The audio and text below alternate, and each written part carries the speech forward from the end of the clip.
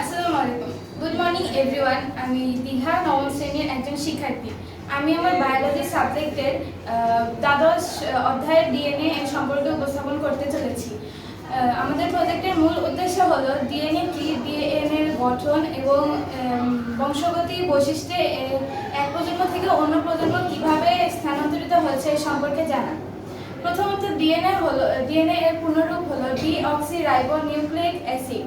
DNA হলো জীবদেহের এমন এক অণু যেখানে জীবের সমস্ত তথ্য বা জেনেটিক ইনফরমেশন সংরক্ষিত থাকে।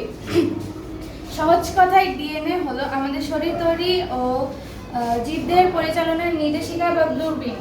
ডিএনএ মানুষের রং, শারীরিক গঠন এবং চুলের রং কেমন হবে সেটি নিয়ন্ত্রণ করে। মানবদেহের প্রতিটি কোষের নিউক্লিয়াসে ডিএনএ থাকে। ডিএনএ যদি বইয়ের ভাষায় প্রকাশ করা হতো তাহলে সেই বইয়ে আমাদের শারীরিক গঠনের নির্দেশনা দেওয়া থাকত। এখন আমরা বলবো ডিএনএ এর গঠন সম্পর্কে।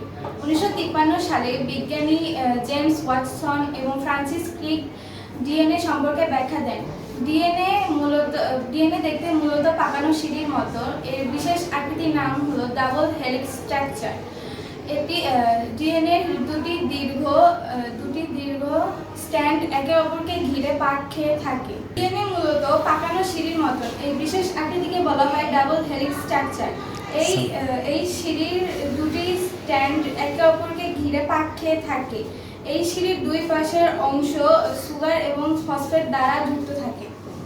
এখানে আমাদের মেন্ডেলিফের প্রথম সূত্র এবং দ্বিতীয় সূত্র গণনা করা হয়েছে, যেখানে বংশগতি বৈশিষ্ট্য কিভাবে স্থানান্তরিত হয় বৈশিষ্ট্য দেওয়া হয়েছে।